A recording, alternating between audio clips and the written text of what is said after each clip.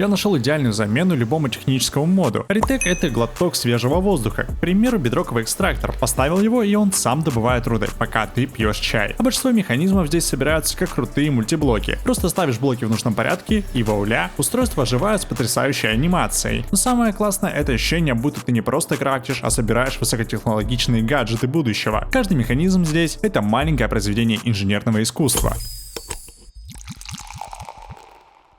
Начинается все как обычно. После спавна в мире я сразу же добываю дерево, крафчу себе кирку, копаю немного булыжника, а затем перехожу в каменный век. Наткнулся на камень для путешествия и забрал его с собой. Когда найду второй, смогу перемещаться между ними. Теперь мне нужно было добыть еды на первое время, а также кожи, чтобы сделать себе рюкзак. Продвигаясь дальше по пути, я добывал руды, которые находились на поверхности. В какой-то момент мне встретилась брошенная повозка. Интересно, что в ней находится? Из своего любопытства залез в нее и нашел несколько снопов сена, которые дальше идут на хлеб. Был еще сундук, но в нем было немного еды. Завтракая свежим хлебушком, в глаза бросилась странная сфера из камня на берегу. В нем находилась залежь никеля, железа и угля. Никель — это один из новых металлов, который добавляет ретеч. Основной компонент для крафта новых приколов, поэтому его потребуется много. С выкопанной рудой в метеоритке потихоньку и день заканчивался. Решил вернуться в повозку за шерстью. Сделал спальник и пропустил первую ночь. Кстати, в правом верхнем углу вывел время и день, чтобы вам было проще понимать, сколько времени у меня занимало то или иное действие. Считайте сами. На каменном берегу я нашел много залежь с углем, и пока не хватало кожи на рюкзак, я решил сделать данк. Это полноценный аналог сумки, и по мере его улучшения будет увеличиваться количество слотов и допустимое значение предметов для хранения в одной ячейке. Один оставил для хранения руд, второй под блоки. Забрался на гору, и, честно говоря, не ожидал увидеть здесь такое живописное и в то же время ровное место, отлично подходящее для моей будущей базы. Вишневый лес, метеорит из Аплайда и еда. В общем, решено было обосноваться здесь.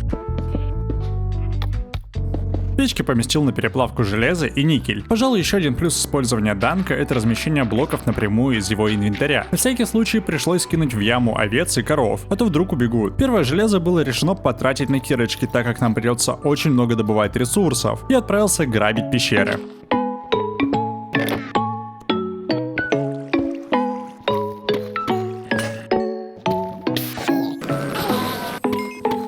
По возвращению домой вновь заполнил печи сырьем и часть красной пыли потратил на улучшение портативных хранилищ. Не забыл и про лужу с бесконечной водой, а то до ближайшего водоема было далековато. Высадил тростник, потом потребуется для создания стола зачарований. Пока ресурсы плавятся, решил заняться домашними делами. Спахал небольшое поле, на котором высадил пшеницу и картошку. Еда всегда будет нужна, а из единственного перла сделал магнит и проапгрейдил сундуки. Но что-то пошло немного не так.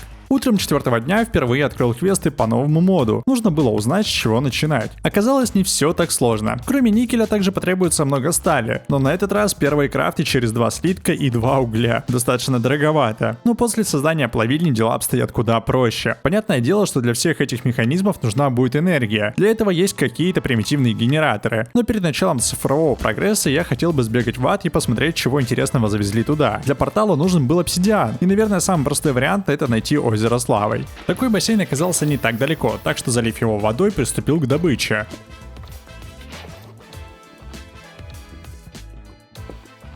Сам портал пришлось размещать в лесу, как по мне было самое подходящее место. С первого взгляда не заметил каких-либо глобальных изменений, но в глаза бросилось огромное количество руды, так что дальнейший фарм железа и угля будет проводиться именно здесь. Заодно пофармим опыт. Ведь за каких-то 5 минут раскопок я добыл целых 6 стаков угля. Как я уже говорил ранее, на первое время самый дорогой предмет для меня будет это создание стали.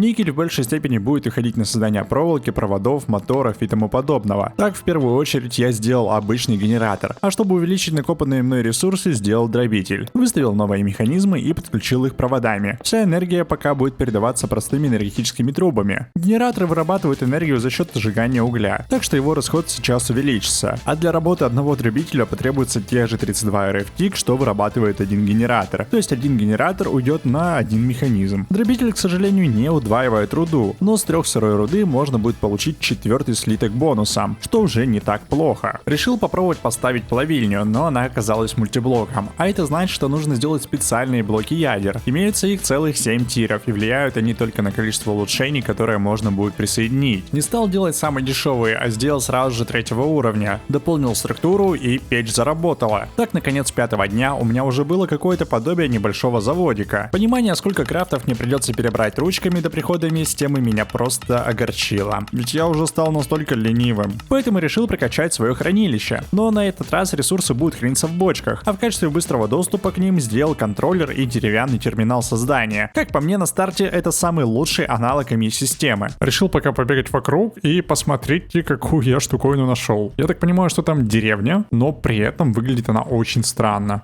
Вот эта штуковина очень страшная, она меня сильно напугала. Железо, кстати, есть, которое нам очень так нужно. Что это такое? Это новая техномагическая сборка от команды Next Team, напичканная только лучшими модами от классики вроде Industrial Craft и Draconic Evolution, обновленных на новую версию 1.20, до ботании и кровавой магии с множеством аддонов, которые полностью переплетены с техномодами. И это только малая часть от всего, что тут есть. Нас ждет куча квестов по каждому моду, сотни новых рецептов крафтов и уникальных предметов, пчелы, новые панели, квантовые компьютеры и даже вино. Все это добро ты сможешь бесплатно скачать по ссылке в описании. Но зато пофармил немного железа, собрал несколько стопок книг и нашел жителя, который торгует книжкой на починку. Пришлось забрать его с собой. По возвращению домой занялся созданием стола зачарований. Удача и шелковое касание мне сейчас точно бы не помешали. Да и непонятно было, сколько еще времени я смогу таскать в себе 40-й левел. И прежде чем отправиться на пробу новой кирочки, заглянул в квесты. Нашел там эхо-шлепки, которые полностью поглощают урон от падения. Да и крафт у них был простой, так что грех ими не воспользоваться. И из-за того, что Applied я еще не начинал изучать, пришлось делать кремний ручками. Сначала передробил кварц, соединил его с песком и полученную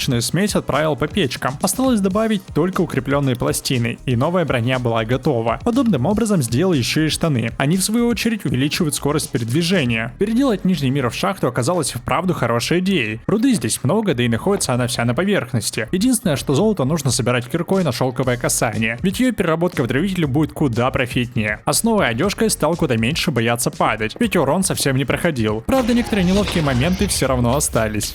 Из всего невозможного для меня пока остается фарм эндерперлов. После убийства эндерменов они совсем перестали падать. Ну или я зашел в мир не с той ноги. Так что единственным возможным вариантом оставался трейд с пиглинами. Но здесь этот процесс можно упростить и легко автоматизировать. Понадобится лишь положить пиглина в карман. Ладно, на самом деле надо было сделать специальный блок, поместить в него хряка и закинуть золотишко. Теперь остается только собирать лут. Правда, кроме самих перлов получаем еще много бесполезного мусора. Как вы уже заметили, я начал все больше и больше погружаться в Heritage. Теперь на очереди тестов были трупы. Скажу сразу, что они меня очень разочаровали. Их нельзя было настраивать, и заполняют они инвентарь по очереди. Отсутствие цикличного режима и их скорость заставило меня дополнить эту сборку лазерными нодами. Хоть и крафт у них был более сложный и дорогой, но и гибкая настройка поглощает все минусы. Да и для будущих автоматизаций это будет самой сладкой вишенкой на торте.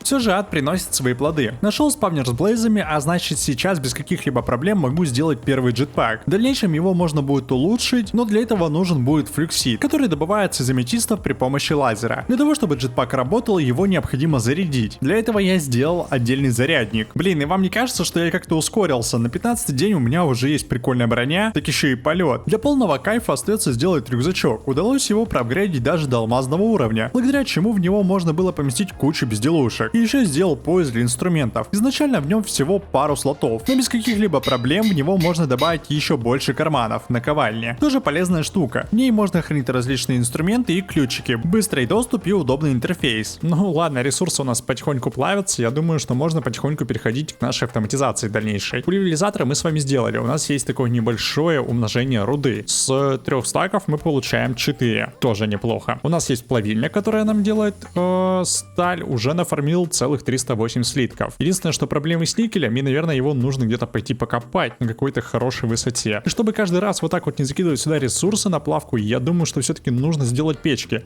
и подвязать это все к нашему конвейеру, чтобы я только закидывал ресурсы, они дробились, потом плавились, ну и так далее. У печек есть целых два варианта крафта. Один через платину, другой через кремний. И так как с платиной у меня были некоторые трудности, все же это редкий металл, поэтому печки были сделаны через кремний. И, честно говоря, мне непонятно, кто придумывал такие странные крафты. Из-за добавления линии печей пришлось полностью перебрать дробители и вновь все подключить. Теперь руду можно помещать в верхнюю бочку, из которой она уже будет уходить по дробителям, а вся готовая продукция уже будет поступать в нижнюю бочку. Печка, кстати, тоже оказалась мультиблоком, а значит для нее потребуются ядра. По аналогии с дробителями настроил линию печей, только еще пришлось добавить в бочку на выходе из дробителей специальное улучшение, чтобы кусочки пыли компрессировались, и через лазерные ноды настроил забор пыли для распределения по электропечам. И вот тут наступил тот момент, когда у меня закончился уголь. А значит, сейчас у меня наступят проблемы с энергией и созданием стали. Вот что касаемо стали, то есть еще альтернативный вариант. Это биосталь. Так что следующие 4 дня я перелопатил половину Незера. Вышло не так много ресурсов, как ожидалось, но после их переработки выйдет немного больше. Теперь можно было двигаться дальше. Для создания сборщика потребовался новый сплав адамант. Это никель и алмаз. Ничего сложного. Тем более, что у нас уже имелась плавильня. И это был очередной мультиблок. С его созданием у нас открылись новые крафты. Где-то это абсолютно новые предметы, а что-то стало намного дешевле создания. К примеру, создание первых микросхем как раз таки происходило в этой машинке. Но также потребуются и пластиковые листы, и углеволоконные стержни. Оба эти предмета можно получить в центрифуге. Некая сложность, пожалуй, может возникнуть на создании пластиковых листов. Опять два варианта.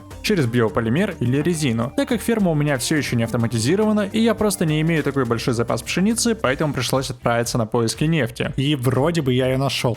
Чтобы вы понимали, там находится мой дом. Если смотреть по карте, то тут мой дом, а где-то здесь находится нефть. Да, это и вправду оказалась сырая нефть. Так-то неплохая залежь здесь находится. Единственный вопрос, как это все качать. Если я правильно все понял, то качается она при помощи вот такого насоса. Для этого, получается, опять же нужна энергия и какой-то танк, чтобы это все переносить. В идеале было бы сделать еще какие-то жидкостные трубы. Здесь они как раз таки есть, и делаются они достаточно просто. Чтобы помпа работала, я поставил старый добрый генератор, от которого уже запитал напрямую помпу. В надежде, что и хватит этой энергии. К самой помпе присоединил жидкостную трубу и настроил ее на забор жидкости из помпы. Все это добро будет качаться в джимботанк, который вмещает в себя около 1000 ведер. Закидываем уголечек и прогружаем данный чанк. Нефть у нас качается уже в бочку, так что можно будет сюда подойти чуть-чуть попозже. Изначально центрифуги не принимают жидкость. Для решения такой проблемы я сделал специальное жидкостное улучшение. Чтобы наша система была относительно автономна, добавил на сборку мод на запутанные блоки. Так мне не придется каждый раз бегать за новой баррелью. А вот сама автоматизация требует две центрифуги. В первую поставляем песок и нефть для получения полимерной резины, во вторую центрифугу нужно заливать уже воду и поставлять полимер. И в результате такой химии получаем пластиковые листы. Из-за того, что вода качается из бесконечного источника, а нефть из огромного бассейна, в эту систему остается подавать только песок ручками. В итоге обошелся одной бочкой на 2 слота. То, что сейчас у нас с вами все работает, это просто отлично. Но есть единственная в этом всем проблема, что у нас катастрофически не хватает энергии. Энергии как бы хватает на работу дробителей и печек, а вот для создания более крутых механизмов, к примеру той же самой плавильни, но энергии совсем не хватает. Уже не говоря о тех же самых сборщиках, потому что здесь процесс этот происходит немного медленно. И наверное стоит переходить на какую-то более пассивную, ни от чего не зависящую энергию, например от энергии солнца. Но опять же только на одну такую панель нам с вами потребуется целых 15 блоков ядер. Проблема заключается только в этих кристаллах флюксита, которые все так же получаются из аметиста. Проблему с переносом цветущего блока легко решить при помощи инструмента вырезки. Раз уж пошло такое дело, было и грех не пробежаться и по метеоритам из Аплайда в поисках безупречных блоков цветущего кварца. Поиск жиоды с аметистами тоже оказался не таким уж сложным, но на меня напала чешуйница. Вполне я думаю, что одного блока нам бы хватило, но мы с вами немножко жадные будем и заберем чуть-чуть побольше. Давайте прямо вот это вот. Итого 4 блока точно мы с вами забираем.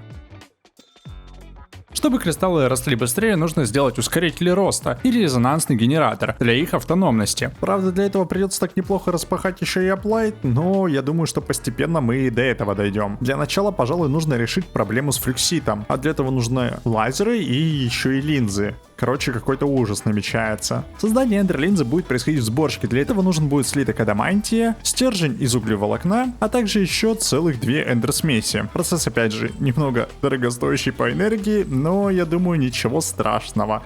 Потерпим. Когда линза была готова, сделал эндерлазер. В награду дали какую-то штуку для его настройки. Как я думал, такой лазер за счет своей энергии должен ускорять рост кристаллов. А когда образуется полноценный кристалл, он его добывает. Но мы получаем на выходе флюксит. В целом все оказалось точно так, как я и думал. Но ускорять рост аметистов он особо не хотел. Либо ему просто не хватало энергии. Забрасываем все необходимые ресурсы для производства энергетического сплава, а это получится флюксит и никель.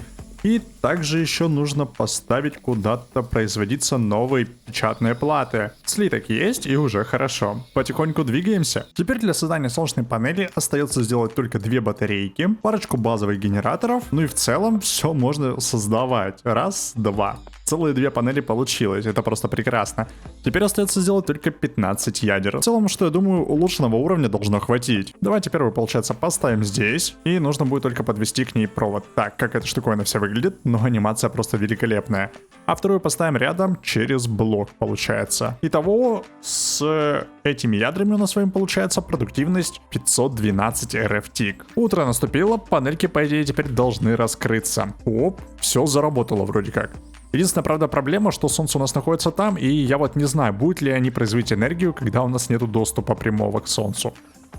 Работает? Да, в целом-то вроде бы работает. Может быть, немного эффективность, конечно, пониже, но генерация энергии уже есть, и это просто прекрасно. Теперь, по идее, нам с вами должно хватать энергии абсолютно на все. Я вот эту штуковину отключил. Вот в чем дело. Надо было просто провод здесь сломать. Из-за того, что у нас здесь, наверное, ничего не делается, энергии, в принципе, хватает. Или, в общем, суммарно всего хватает. Я, честно, даже не знаю. Надо произвести небольшие математические подсчеты. То сейчас у меня вся база абсолютно потребляет в районе 1216 РФ-тик. Я поставил еще одну, получается, третью сложную панель, каждая из них вырабатывает по 512, того суммарно я произвожу, грубо говоря, 1500. В любом случае, я пока что остаюсь в плюсе, и абсолютно на все дела мне хватает энергии. Так что, в принципе, я думаю, что пока что от этих генераторов мы с вами абсолютно никак не зависим. И уголь, получается, можно отсюда тоже забрать. Или вообще их даже сломать. А весь уголь, который есть, можно закинуть на дробление, чтобы сделать еще больше стали. Ну и вообще, наверное, нужно будет сделать хоть какую-то энергетическую ячейку, чтобы хранить в ней энергию. Вот это, кстати, прикольная штуковина, хранит себя целых 20 миллионов и может транспортировать сразу 5000 РФ. Единственное, что нужно сделать какой-то контейнер, но в принципе это тоже делается просто, и прямо сейчас я могу это сделать. А вот, кстати, как только наступает ночь, энергия у нас абсолютно вся с вами заканчивается, все механизмы перестают работать. В этом есть один, конечно, небольшой нюансик, что нужно всегда, видимо, сейчас будет пропускать ночь. С другой стороны, ячейка для хранения энергии должна решить эту проблему. Ее нужно размещать изначально правильной стороной, так как она имеет всего лишь один вход. Помните, я вам говорил об альтернативной стали через биополимеры. Оказывается, ее нужно будет делать в любом случае. Именно она используется в некоторых крафтах, например, для улучшения скорости. И скорее всего, автоматизировать сбор урожая можно будет при помощи этого же мода. Здесь есть удобритель, разместитель блоков, а также еще крушитель блоков. Но правда, для того, чтобы его собрать, нужно будет сначала сделать атомную кузню. Для этого нам с вами потребуется слиток дюратиума, а это, в свою очередь, сплав незерита и платины. И самое прикольное, что с незеритом здесь дела обстоят еще куда проще. Для одного слитка нам всего лишь потребуется один скраб и слиток золота. У меня же скраба накопилось уже 29 штук здесь. И, скорее всего, даже сколько-то есть еще в данке. То есть практически сотня, даже больше у нас имеется. А вот с золотом обстоят некоторые трудности. Тудам-сюдам, и эта штуковина у нас с вами тоже готова. Давайте где-нибудь ее здесь разместим. Капец, как она много блоков занимает. Но так-то она сюда идеально влазит. Давайте, ладно, пока ее оставим временно здесь. Посмотрим, что это вообще такое и зачем это нужно. Смотрите, при помощи флюксита можно будет удваивать руды. Только для этого нужны какие-то гемы. А гемы мы с вами сможем получить центрифуги из дробленой руды, если я правильно понимаю. Да, это как раз таки та самая дробленая руда, но для этого нужно будет еще кузня фрагментов. Что-то мне подсказывает, что сейчас, ну или в скором времени, мы с вами без каких-либо проблем сможем сделать небольшую обработку руд 3 к 8. Но кроме этого, здесь еще можно создавать различные приколы, точнее улучшать аддоны и создавать новые схемы. Как оказалось, такая кузня запитывается не от обычных проводов, а в нее нужно направлять лазеры. Процесс создания предметов в ней достаточно быстрый.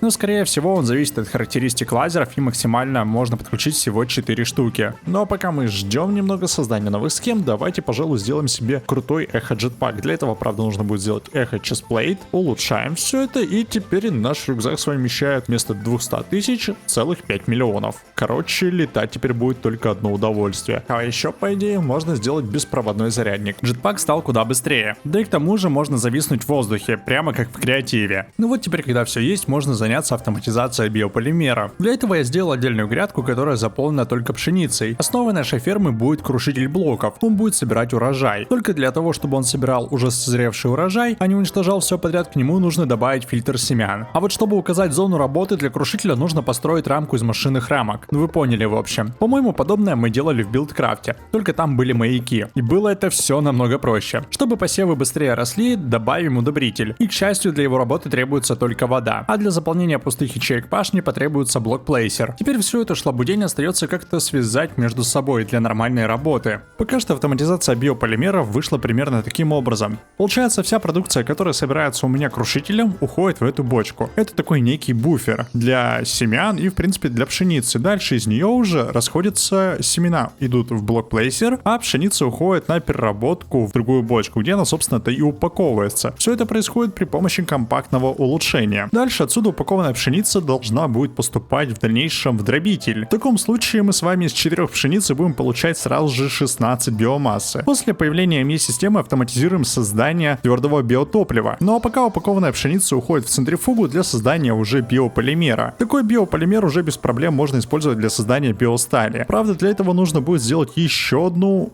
наверное, плавильню. Но пока, в общем-то, скорость этой штуковины меня вполне устраивает, при том, что это все делается на полном пассиве. С первой биостали решил сделать улучшение скорости и заодно протестировать их. Такие прибамбасы необходимо размещать на синие порты у механизмов. Есть еще расширители, он точно так же подключается к синему порту, и на него уже вешаются улучшения. Далеко в будущем я использовал его на печках, из-за того, что у них всего лишь одна принимающая сторона для аддонов. Потихоньку начал задумываться над своей базой, как она будет примерно выглядеть, и накидал вот что-то примерно такое пока что. То есть здесь у нас с вами будет ME-система, как обычно с P2P каналами, но будем действовать немного по-умному и использовать Applied на всю. Снизу уже разместил добычу аметиста, флюксита и чистого кварца. Возможно, что-то в дальнейшем еще появится, но пока как-то вот так вот симметрично вышло. И здесь, наверное, у нас с вами будет находиться небольшая серверная, где, собственно, будут находиться сборщики, всякие крафтеры и тому подобные приколы, соответственно, из Applied. А это потом заменится на контроллере, не обращайте внимания. Что касаемо Applied, кристаллы совсем не растут. Я думаю, что сейчас этим нужно заняться. И как минимум сейчас нам нужно с вами сделать ускорители роста для того, чтобы это все росло и в целом проблем в будущем не было с этим. Понятное дело, что самая база здесь это, наверное, зарядник. Он нам с вами пригодится абсолютно для всего. Ну или как минимум для того, чтобы делать из обычных кристаллов чистого кварца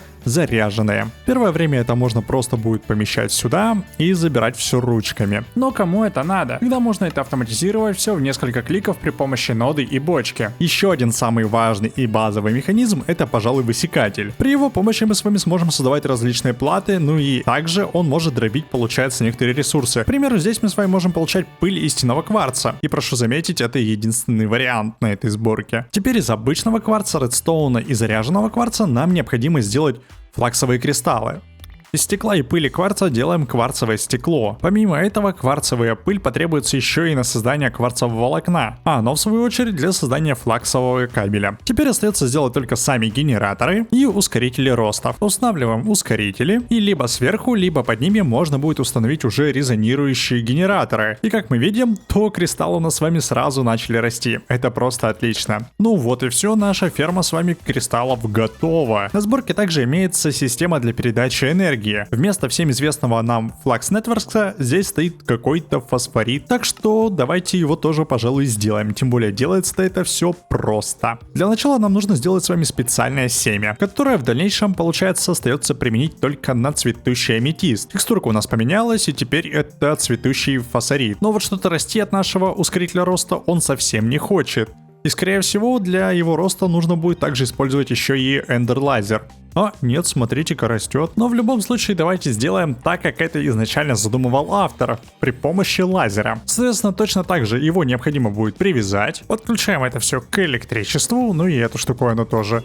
Теперь у нас все с вами добывается. Пришлось спустить лазеры чуть-чуть ниже, для того, чтобы тут был еще один уровень, чтобы вырастал еще один кристалл. И таким образом у меня фармятся и обычные кристаллы, и еще заряженные, оказывается, кристаллы есть, ну а также целая куча пыли. Странная штуковина, что данный лазер почему-то немного не адаптирован для улучшение кроп-аналайзера, и, короче, он в любом случае не хочет срубать то, что нужно. Поэтому отдельно мы с вами добываем при помощи этого модульного роутера еще и обычные кристаллы. Так что в любом случае теперь мы с вами можем сделать беспроводные штуковины. И, кстати, как вы можете заметить, в крафте этого ядра и следующей линзы у нас с вами будет использоваться заряженный такой кристалл. По идее, импортер — это тот блок, который у нас с вами будет забирать энергию, а экспортер тот, который будет раздавать уже. К примеру, у нас с вами будет стоять где-нибудь здесь импортер. Если я правильно понимаю, то нам нужно создать новую сеть, пусть это будет примерно вот так. Теперь один экспортер мы можем поставить, к примеру, здесь на нашу ферму. тоже применить ему сеть. И теперь, да, все это работает, энергия передается. Соответственно, то же самое мы можем с вами сделать еще и здесь. Теперь это все работает. Проблема с передачей энергии теперь тоже решена. Ребята, я дошел до точки, где ручной крафт в Heritage меня просто достал. Эти крутые машинки, конечно, классные, но закидывать руду руками. Это как в 25-м году письма голубями отправлять. Пора автоматизировать все и жить как технокороль. Погнали строить систему, которая сделает за нас всю работу. Первым делом я взялся за ME-систему из Applied. Это сердце автоматизации, хранит ресурсы, крафт по команде и выглядит как техника из будущего. Настраивая два энергетических приемника, между ними ставлю передатчик и подключаю все проводами. Добавляю P2P туннели для того, чтобы сэкономить на каналах. Каждый туннель настраиваю с картой памяти, чтобы не запутаться в каналах. В итоге у меня две системы, основная и дополнительная, с 8 каналами на старте. Для удобства крафчу терминалы, один для доступа к хранилищу, другой для кодирования шаблонов. Теперь я могу заказывать предметы, как на ВБ. Правда, ресурсов на терминалы ушло столько, что я чуть не остался без железа. Система готова, но для проводов нужна шерсть, а мои овцы явно не справляются с поставками. Для решения такой проблемы давайте автоматизируем ферму. Но сначала нужно разобраться с кучей мелких деталей. Новая микросхема, которая нам потребуется, крафт у нее достаточно простой, но требует терпения. Это как собирать пазл, где половина деталей потерялась. Теперь при помощи них мы с вами создаем Mob Masher, создаем специальный корм, и теперь остается найти только курицу, чтобы ее накормить этим всем. Таким образом, мы с вами получили тухлое яичко, которое сейчас остается только применить по траве, чтобы трансформировать ее в зараженную. Соответственно, наша моба-ферма будет готова. Правда, есть единственный нюанс, что все это добро может спокойно сгореть на солнце, поэтому это нужно делать где-то в темном месте. Кроме того, давайте сразу же сделаем вентилятор, чтобы перемещать мобов, и несколько апгрейдов для него. И расставляем, получается, эти приколы. Уже мобы начинают спавниться, и наша с вами задача сейчас будет куда-то убежать, я не знаю, что сделать. По-моему, я зря это все сделал. Ставим рычаг, получается, сюда, активируем его, это все работает, просто отлично. Теперь что еще нужно сделать? Закрыть здесь все-таки и активировать, получается, наш с вами фен. Для того, чтобы он сдувал туда всех мобов. Здесь все работает. Как мы можем заметить, лут, по идее, должен будет скапливаться вот в этом сундуке. Все-таки решил перенести моба-ферму немного поближе. Да, и пришлось сунуть ее, короче, вот под это здание. Ну ладно, пусть она здесь будет, хотя бы рядом со мной будет все прогружаться, но точнее вот эти вот спавнеры. Здесь у меня, кстати, еще блейз добываются, и помимо того, сортировал еще весь лут. Где-то что-то успел прокачать, а где-то, ну, честно говоря, не хватило ресурсов. На самом деле просто эндерперлов не хватило. В идеале было бы это все приконнектить к нашей системе, но почему-то storage-линки не работают. Поэтому придется, видимо, в дальнейшем через ME-систему это все делать. Давайте сейчас все-таки займемся ME-системой. Единственное, что нам остается сделать, это, получается, паттерн-провайдеры для того, чтобы делать какие-либо автокрафты, и, соответственно, молекулярные сборщики. Это аналог верстака. Также, я думаю, что не помешало бы переместить все вот эти ящики в нормальные дисководы. Но чтобы делались автокрафты, нам потребуется также еще несколько крафтинг-юнитов, большую часть из которых мы, пожалуй, просто переделываем в крафтовые сопроцессоры. Ну и остается сделать пару хранилищ для создания. То есть для этого нужны уже сами компоненты хранения. Давайте сделаем несколько на единичку. И таким образом с 1000 мы с вами дошли до 64. Думаю, что такого нам с вами хватит надолго. Эти компоненты объединяем с крафтовым юнитом и таким образом создаем storage. Теперь же остается заменить только данные булыжники, при помощи которых я ранее размечал территорию. Получается, здесь одна штуковина будет и здесь вторая. А этот булыжник остается заменить только уже на паттерн-провайдеры, которые будут стать вот таким образом.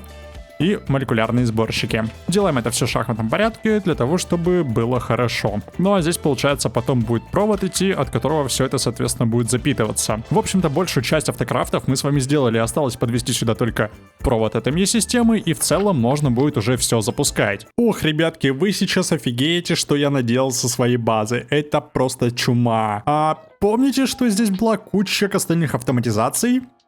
Теперь ее нет. Осталась только полурабочая ферма, солнечные панели и моя могила. В общем-то, смотрите, что теперь у меня появилось. Представляю вашему вниманию дробитель 3000. Это, короче, целая система механизмов, которая настроена так, чтобы дробить руду 3 к 8. Во-первых, руда у нас поступает с вами в кузницу фрагментов. Здесь она немного дробится, и получается целая руда, 3 маленьких кусочка ее и еще какая-нибудь дополнительная. Все это потом опять уходит в бочку, здесь компрессуется и, соответственно, дальше отправляется уже в центрифугу, где она немного улучшается, и из одной руды мы с вами получаем целых 2 гема. А дальше эти гемы отправляются в атомную кузню, где, собственно, из одного гема мы с вами получаем целые 2 пылинки. Но теперь у нас с вами на выходе есть пыль, и куда-то ее нужно отправлять. Отправляю я ее при помощи модульного роутера сразу же на переплавку в печке. Так на самом деле намного проще, и она не копится у меня в ME-системе. В целом все 8 печей принимают абсолютно все ресурсы, которые необходимо плавить, но только эти 4 печки не принимают руду. Сделано это опять для того, чтобы вдруг я закажу какой-нибудь автокрафт, а у меня все печки заняты. А тут, собственно, свободное место нарисовывается. На другой стороне находится целых 8 дробителей. Но здесь есть один небольшой нюанс из-за того, что если я сюда вдруг буду закидывать какую-то руду, и она будет дробиться, то в таком случае мы с вами можем получить кусочки маленькой пыли. И именно из-за этого пришлось добавить сюда еще одну бочку в качестве буфера, в котором, соответственно, все эти маленькие кусочки будут превращаться уже в полноценные куски. Вот так вот потихоньку я переношу всю свою базу. Осталось, получается, перенести сборщики, центрифуги еще настроить и несколько плавилин. И только в таком случае я думаю, что вся автоматизация будет готова. А еще, кстати, самое неприятное, что все эти мультиблоки работают достаточно плохо с приемом и выходом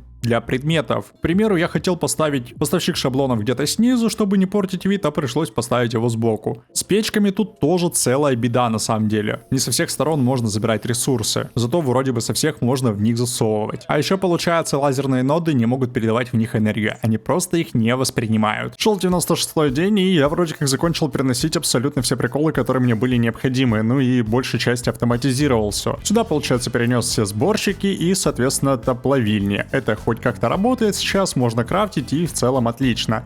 Здесь у меня комната с центрифугами, здесь обычные центрифуги, а здесь жидкостные. Правда, пока вроде ничего на них не делается, но в целом в дальнейшем это все исправится. Ну и самое главное, самое важное, пожалуй, я перенес сюда ферму пшеницы. Она работает, и это просто великолепно. Касаемо энергии, вы, наверное, заметили, что у меня появилось 3 дополнительных солнечных панели, и вот единственное чудо, что у меня энергия в любом случае заканчивается. То есть сейчас суммарно у меня воспроизводится где-то примерно 3500 энергии, и при этом все мне этого катастрофически не хватает. Ну как бы на ночь вроде бы хватает, все работает, но, как вы видите, энергетическое хранилище у меня в любом случае днем восполняется до максимума. Поэтому для того, чтобы воспроизводить энергию ночью, я подумал сделать большой топливный генератор. И насколько я понимаю, то вот это вот хранилище с нефтью, резервуар, он как будто бесконечен. Ну, либо же потом придется переезжать и искать новое хранилище. Так вот, оказывается, эту нефть можно улучшить в центрифуге при помощи флюксита, и тогда мы с вами получим турботопливо. По идее, при помощи такого топлива мы с вами сможем генерировать намного больше энергии. Так вот, я это и хочу проверить. Тем более, что для создания флюксита я построил еще одну ферму, только в этот раз она в 4 раза больше.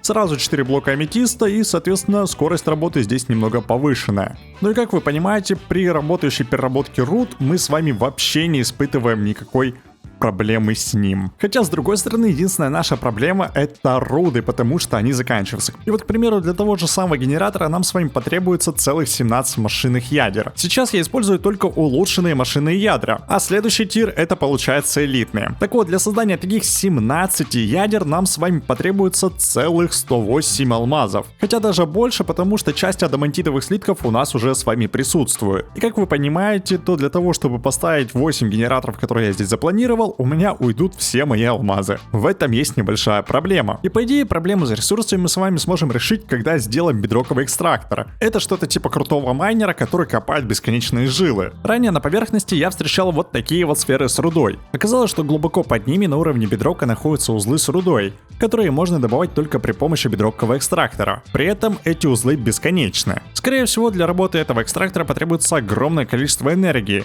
так как в его крафте используются суперкондукторы. Это новый тир энергетических проводов, которые проводят до 4 миллионов энергии. Но даже так, вроде как мы без проблем можем это создавать. Данные провода у нас будут делаться исключительно в сборщике, поэтому закидываем шаблончик в необходимый поставщик. Ну и давайте закажем, наверное, штучек 10. Посмотрим, что и как вообще получится. В целом, вроде как бы все возможно. И заодно выполняем здесь сразу же несколько заданий. Теперь нам стали доступны дроны, и насколько я понимаю, то это беспроводное перемещение предметов и жидкостей. Ну и получается ускоритель частиц. При помощи этой штуковины мы сможем создавать различные приколюхи в будущем. Но, наверное, тоже за огромное количество энергии. Нас же сейчас с вами в первую очередь интересует суперзаряженный кристалл. Ведь при помощи него мы как раз таки сможем собрать бедроковый экстрактор. Ну и давайте для начала закажем хотя бы одну штучку. Просто посмотрите, какое количество ресурсов страшных здесь потребуется. Рядом с базой нашел узел с алмазами, изумрудами и платиной. Но внутри ждал меня сюрприз в виде небольшого бассейна из турботоплива, которое нужно было прежде выкачать. Насос справился с этим делом достаточно быстро. генератора. И скорее всего добывать руды он будет только те, которые находятся под ним. Это получается, что вот это вот 3 на 3 клетка. Если это так работает, то это просто вообще отлично. И давайте где-нибудь найдем что-нибудь хорошенькое. Здесь у нас, к примеру, алмазы есть. А вот здесь, смотрите-ка, есть уран, алмазы, изумруды, еще и платина. Так, чтобы золото попало, мне его нужно, получается, поставить сюда. Бамс. Если я все правильно понял, то запитывается он при помощи эндер-лазеров. Соответственно, теперь остается выбрать блок, привязать лазеры. Ну а сейчас остается подать только этому добру энергию. Ну смотрите-ка, вроде бы какой-то процесс пошел. Реально руду он добывает, получается 3 на 3 то, что в него попадает. Ну и теперь остается их только качать. А откуда их забирать? Наверное, вот отсюда вот. Так что давайте сюда разместим бочку. Реально, смотрите, есть уже платина, есть изумруды, а вот и первые алмазы пошли. Так что вот такая вот бесконечная фармилка ресурсов у нас с вами получилась. Потихоньку начал шаблоны кодировать, а оказывается, что у меня место вообще закончилось уже в этих поставщиках шаблонов. И нужно делать либо еще такие механизмы, либо же можно просто улучшить данный поставщик. Точнее говоря, сделать его расширенную версию. Правда, для этого всего мне потребуется сделать кристальный сборщик. Но суть, наверное, состоит вот в этих энтропийных слитках. Как вы понимаете, это новый для нас вид ресурса, и вот, к сожалению, для его добычи нам с вами потребуется энтродаст, то есть энтрокристалл, а он, в свою очередь, получается примерно таким же образом, как и выращиваются обычные истинные кристаллы. Только для всего этого добра потребуется сделать вот такое вот семечко. Помимо самого семечка потребуется еще и флаксовый блок. На него, получается, тыкаем семечком, и у нас с вами появляется цветущий такой кристалл. И по идее он со временем должен будет распасться. Так что воспользуемся ускорителем роста для того, чтобы ускорить весь этот процесс. Автоматизируем это все при помощи брейкера. В принципе, как я искал ранее, данный блок распался со временем и превратился в блок чистого кварца. И как только мы заимеем с вами таких 32 кристалла, мы с легкостью сможем зациклить данный процесс. Ведь в той же реакционной камере при помощи воды, флаксовых кристаллов и эндропыли мы с вами без проблем можем удвоить наше количество энтрокристаллов. Правда, для всего этого также потребуется некоторое количество флаксовых кристаллов. Теперь же для кристального сборщика остается сделать только расширенную рамку машины. Тут, кстати, все достаточно просто. Обычные крафты и те же самые энтрослитки, которые мы с легкостью можем получить в реакционной камере из эндропыли, золота и лазурита. А вот для апгрейда расширенного поставщика шаблонов нам также еще потребуется специальный процессор, который делается из этих же самых кристаллов, но для этого нужно будет сделать еще и специальный пресс. И вот только сейчас мы с вами можем заказывать наши крутые апгрейды. В целом, просто при помощи шрифта кликаем, он улучшается, и теперь у нас стало 4 раза больше слотов. Соответственно, сюда мы точно так же можем просто это все забрасывать, и все. Проапгрейдил также еще молекулярные сборщики, теперь у меня просто куча места. А то уже место потихоньку начало заканчиваться. Подумал, что самое время пришло, чтобы восстановить еще один куб. Но, спасибо, все обошлось. Кстати, касаемо фермы дерева, получилось вот что-то такое. Получается, стоит та же самая машинная рамка, здесь находится плейсер блоков, именно на высоте машинной рамки, а на блок ниже машинной рамки находится еще и трикатор, то есть дровосек. При помощи лазерной ноды настроено так, что получается весь лут собирается из дровосека, отправляется в бочку. Здесь все хранится. Ну, а в приоритете, получается, в плейсер блоков у меня поступают саженцы. И по идее, когда дерево вырастет прямо перед нашим дровосеком, то он срубит абсолютно всю плантацию. Пока что, честно говоря, ничего еще не получилось. Попозже к этому вернемся. Проблема с энергией, кстати, отпала после создания дизельного генератора. Даже тот объем, который я хотел поставить изначально, не нужен. Сейчас один генератор вырабатывает 32 тысячи РФТ, при том, что отдавать он может только 20. Изначально я планировал поставить 8 таких штук, а в итоге осталось только 4, из которых работает только один. И скорее всего, при другой конфигурации аддонов его можно было бы разогнать куда эффективнее. Работает он на турботопливе, которое отдельно делается в центрифугах из обычной нефти и кристаллов флюксита. Бассейн нефти реально оказался бесконечный. И, пожалуй, единственная проблема заключается в скорости добычи этих кристаллов, которые еще помимо этого потребуются для крафта сплавов и в переработке руды. И, честно говоря, парочку дизельных генераторов хватит с головой до конца игры и в самом эндгейме. При том, что сейчас у меня пиковое потребление энергии доходит до 15 тысяч. С недавним обновлением добавили еще и реакторы, но из-за того, что у меня все взрывается, я даже и думать не стал о его строительстве. Так это еще и нужно было где-то брать топливо, а уран, извините, тоже нужно будет перерабатывать, да и добывается это все не так быстро. Сюда же можно занести станцию кибернетического изучения. Название говорит само за себя. В ней можно прокачивать себя, добавить урон, защиту, открыть доступ к порталам. Возможно, оно и имеет какой-то смысл в начале развития, но как по мне, это бесполезно. Еще куда более бесполезнее этого всего всего, это ускоритель частиц. Тут даже говорить ничего не хочется. Относительно сложный набор механизмов. Суть какая? Есть два предмета, которые катаются по кругу и ускоряются, в моменте ударяются друг об друга и получается новый предмет. К примеру, таким образом мы с вами можем получать древние обломки, но куда эффективнее это наш дробитель или еще более примитивный способ копать ручками. Тем более, что практически в эндгейме мы можем сделать крутые инструменты. Эндгеймовская кирка имеет режим шелкового касания и режим ломания 1 на 3 блока в высоту. После этого у тебя появляется куча вопросов. А нахуй? В целом данный мод это солянка давно забытых приколов из кучи разных модов. Мод сам по себе хорош только с текстурной и анимационной стороны. Баланс не сильно-то здесь присутствует. Может, можно играть вот в подобную сборку, но только с одним этим модом. Но в сборку с другими глобальными модами я его добавлять бы не стал. И честно говоря, словил сильный тильт после того, как перешипал его вдоль и поперек.